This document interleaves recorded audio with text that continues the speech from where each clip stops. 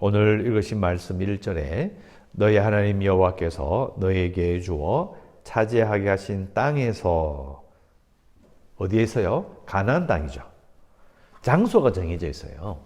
가나안 땅 외에 다른 곳을 말하는 것이 아니라 이스라엘 백성들이 하나님께서 하사하신 땅으로 들어갔을 때 그 땅에서 이런 일이 생기면이라고 분명히 장소를 지정해 주고 있어요.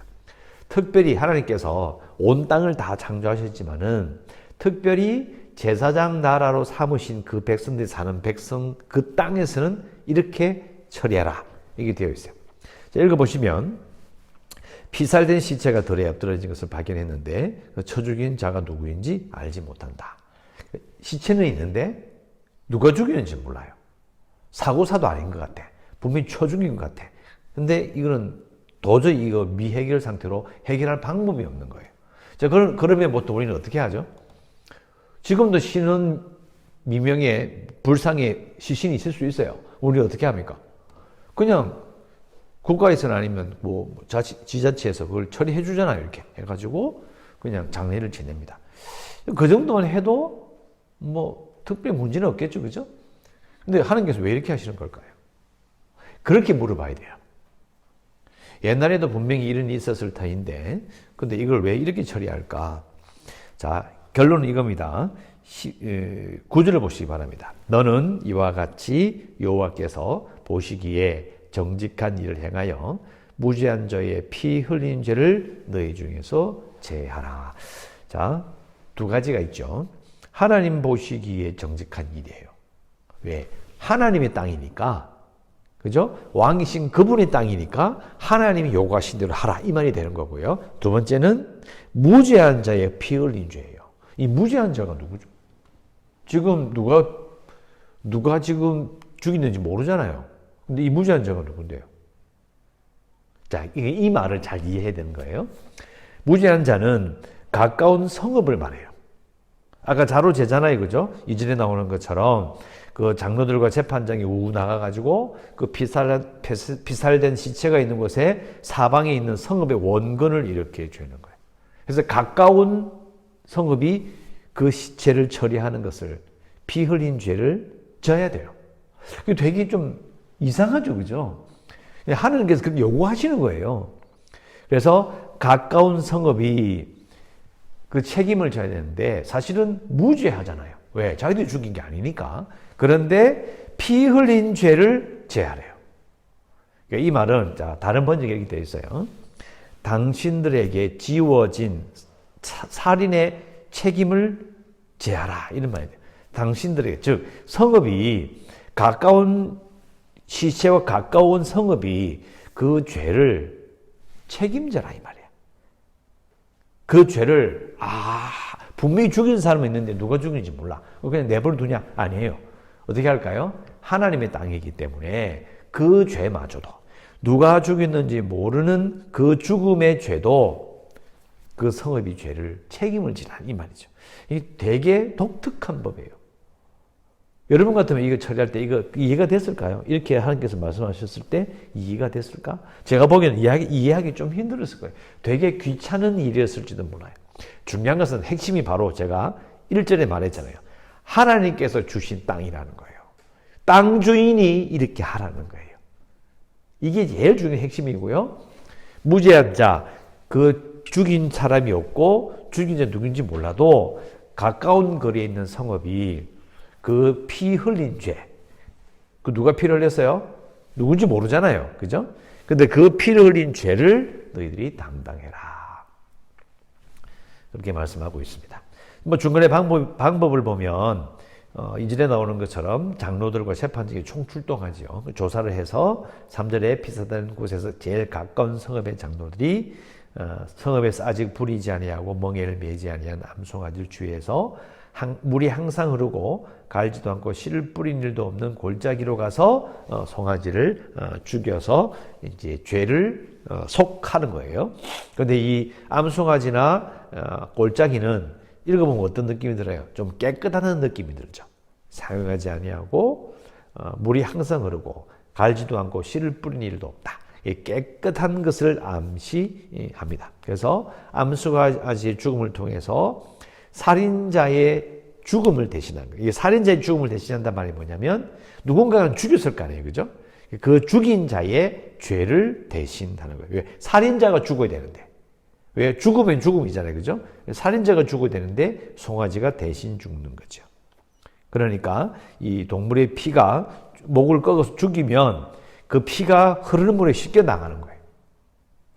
골짜기 가서 물이 흐를 때 가서, 그죠? 그래서 그 죄를 씻어내는 겁니다. 그래서 또 5절에 가면 레위자산 제사장들도 그리로 가야 돼요. 가는데 잘 읽어보시면 그들은 내 하나님께서 택하신 자들인데 모든 소송과, 그죠? 여기 5절 끝에 모든 소송과 모든 투쟁이 그들의 말대로 판결될 것이니라. 자, 이 보면요, 장로들하고 재판장이 출동하고 심지어는 레위 자손 제사장들도 출동해요. 그런데 5절 끝에 가면 소송과 투쟁이란 말이 나와요. 그러니까 이 문제를 처리하는 게 생각보다는 어려운 문제였다는 걸 알 수가 있어요. 누군가 책임을 져야 되니까. 또 애매하게 될 경우 있잖아요. 사람들이 이때 막 싸울 수도 있잖아요. 그죠? 우리가 안 해서 막 난리 칠 텐데, 그러나 분명히 하나님 말씀하시기를 그 거리를 재고 제사장이 말하면 판결해 주면 드러나는 거죠. 그래서 6절에 그 피살된 곳에서 제일 가까운 성읍의 모든 장로들은 그 골짜기에서 목을 꺾은 암송아지 위에 손을 씻으며 말하기를 우리의 손이 피를 흘리지 아니하였고 우리의 눈이 이를 보지도 못하였다. 여호와여 주께서 속량하신 주의 백성 이스라엘을 사하시고 무죄한 피를 주의 백성 이스라엘 중에 머물러 두지 마옵소서 하면 그 피 흘린 죄가 사함을 받을 것이다. 그러니까 자신들이 무죄하지만, 그죠? 무죄하지만 그러나 피는 흘린 거고, 그러니까 어차피 처리는 해야 되고, 그러니까 하나님 앞에서 무죄하지만 하나님, 우리가 이 죄를, 송아지도 그 재산이잖아요. 암송아지도 비싼 거예요.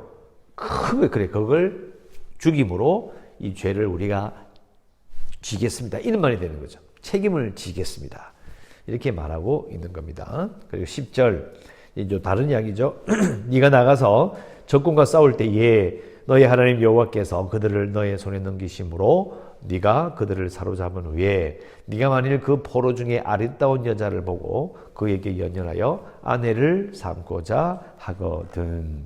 자, 전쟁은 있을 수 있다 그랬어요. 그런데 여기 나오는 포로 중에 아리따운 여자는 가나안 여인이 아닙니다. 왜 그러냐면 전쟁 중에 그 땅에서 가나안 족속을 처벌할 때는요, 심판할 때는 다 죽이라고 그랬거든요. 그러니까 하나님께서 진멸하라고 그랬는데 일부러 여자를 예쁘다고 남겨놓고 자기 아내를 삼으면 그것은 하나님 명령을 범하는 겁니다. 그러니까 아니에요. 그 밖에, 가나안 땅 밖에 혹시나 전쟁이 있거나 됐을 때에 이런 경우가 있을 수 있어요. 자, 이것도 그 당시의 문화를 하나님께서 허용하시는 거예요. 어떤 문화일까요? 전리품. 전쟁을 통해서 이득을 얻는 거예요. 그러면 금은도 있지만, 밭도 있지만, 동물도 있지만, 사람도 있는 거예요. 노예를 삼을 수 있어요. 아, 성경은 노예를 삼아도 된다고. 그게 아니고, 지금부터 3000년 전이라니까요. 예수님이 오셨을 때도요, 노예 제도는 더 정교하게 사라지지 않았어요. 노예는 언제 사라졌죠? 여러분, 지금도 노예가 있어요. 우리나라에는 없지만은, 지금도 그게 남아있는 사회가 있다니까요. 그러니까 이 당시에는요, 사람들이 이 3000년 전 사람들한테 너 노예 부리지 마. 그럼 말이 안 되는 거예요. 그러니까 하나님께서는 그렇지만 어차피 여자를 전리품으로 삼아서 자기 아내로 삼고자 할지라도 어떻게 해야 된다는 이야기예요. 함부로 하지 말라는 거예요. 그 이야기 나와요. 자, 아내로 삼고자 하거든. 12절 집으로 데려가고 머리를 밀고 손톱을 베고 포로의 의복을 벗고 너희 집에 살도록 하고 그 부문을 위하여 한 달 동안 애곡한 후에, 자, 한 달이에요. 한 달.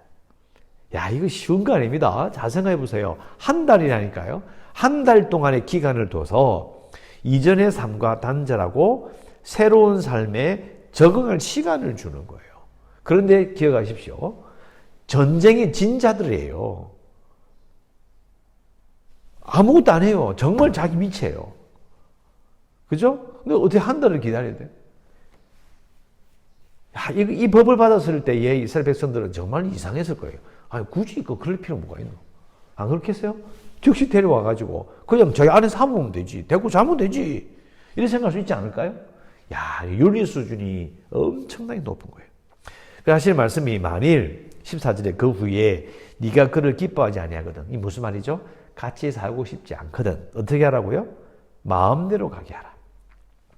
돈을 받고 팔지 말라. 무슨 말이죠? 재산 취급을 하지 말라는 거죠.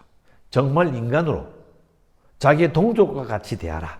그리고 그를 욕보였은즉 종으로 여기지 말라. 야, 이거 쉽지 않습니다. 이스라엘 백성들이 예수님이 오셨을 때도요, 여자를 사람 숫자에 안 넣었어요. 죄송합니다. 사람이 아니었다니까요. 그런데 이 시대에 예수님 오셨을 때 전에 1500년 전이죠. 1400년 전에 예수님 오시기 그 시대보다도 더 옛날 시대인데 하나님은 이스라엘 백성들에게 여자를 대하는, 그리고 전쟁 포로를 대하는 태도를요, 야, 이거 엄청나게 높은 수준을 요구하시는 거죠. 자, 더 이야기는 여기까지만 하겠습니다. 자, 더 하지 말하지는 않고요. 자, 생각해 봅시다. 적용하기 힘들어요. 이거 어떻게 우리가 기도 제목을 삼고 어떻게 말씀을 묵상할까? 중요한 것은 1절 나오는 그 말씀이죠. 너희 하나님께서 내게 주어서 차지하게 하신다. 특별한 땅에 들어가면 너희들이 제사장 나라가 될 것이기 때문에 너희들은 다른 나라와는 달라야 된다는 거예요. 그죠? 그리고 전쟁을 해서 여자를 취할지라도 아내를 삼으려면 다른 나라 사람들이 전쟁에서 잡아온 여자를 함부로 대하듯이 너희들은 그렇게 하지 마. 너희들은 달라야 돼. 여러분, 출애굽 2세대잖아요. 그러면 출애굽 1세대가 받았던 게 뭐냐면 레위기인데, 레위기의 핵심이 뭐라고 그랬죠? 거룩. 거룩은 뜻이 뭐라고 그랬어요? 쉽게 말하면 다르다는 거예요. 그러니까 달라야 된다는 거예요. 딱 한 가지입니다. 다르게 하는 방법을. 하나님이 주신 땅에서 다르게 사는 법. 하나님의 백성이 전쟁을 할지라도 전쟁 포로 중에 여자를 자기 아내로 삼을 때에 다르게 해라. 이렇게 말씀하시고 있죠. 거룩하게 하는 것이 핵심이에요. 자, 그렇다면 기도 제목을 이렇게 만들 수 있겠죠. 하나님께서 원하시는 거룩한 사람으로 살겠습니다. 하나님께서 원하시는 거룩한 사람으로 살겠습니다. 거룩하단 말이 저도 어릴 때부터 거룩하단 말 많이 들어왔는데, 이 거룩이라는 말을 우리가 좀 정확하게 말을 해줘야 돼요. 그냥 거룩하다면 뭔가 신비한 뭔가 있는 거죠. 그게 아니고요. 다르다는 거예요. 달라야 된다는 거죠.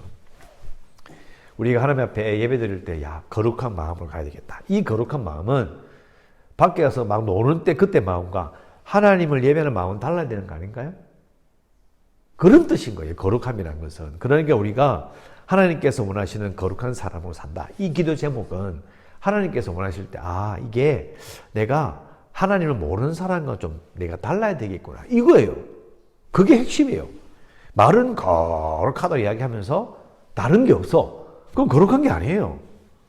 그러니까 하나님께서 이 이스라엘 백성들이 원하시는, 출애굽 2세대에게 원하시는 그 마음을 잘 이해해야 되는 거죠. 자, 이렇게 기도하시고 우리가 계속해서 우리 교회가 국내 방주가 될 수 있도록 재개발을 위해서 코로나19 사태로 인한 온 세계의 문제를 위해서 기도하시고, 연약한 성도들과 주일학교 아이들과 선교지와 또 이 나라를 위해서도 기도하시고, 오늘도 은혜 가운데 살아가시기를 주의 이름으로 축원합니다. 기도하겠습니다.